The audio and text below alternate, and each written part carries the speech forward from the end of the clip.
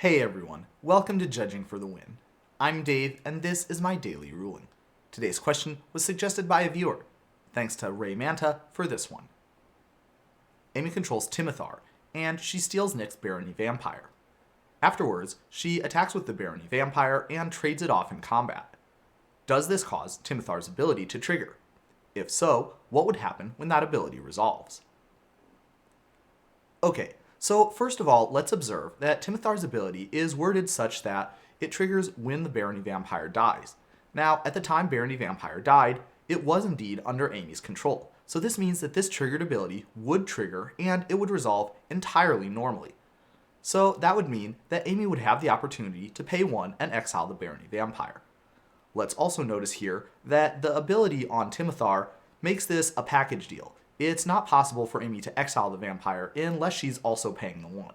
So it's not going to be possible for her to get rid of the creature permanently that way. But there is something else she can do that's pretty good. Stay tuned. Alright, so let's say that Amy creates the bat token using the triggered ability this way. The next question on everybody's mind is probably, well, what would happen if the bat creature were to deal damage to an opponent? And so, in that case, the triggered ability from the bat token is going to trigger and resolve entirely normally itself. So Amy would be instructed to sacrifice the bat and put the creature that she exiled onto the battlefield.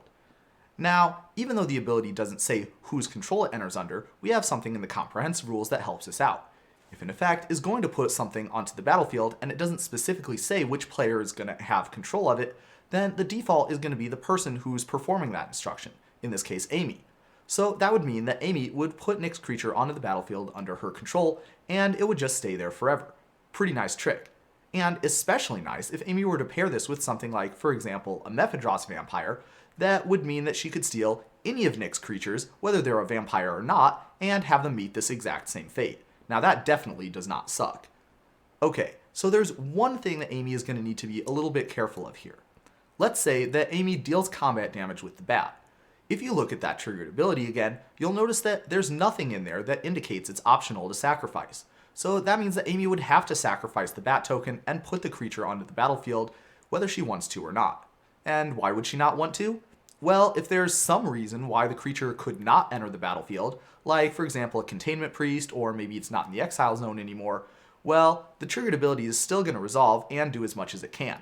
So Amy would have to sacrifice the bat token, but she would be getting no value in that case.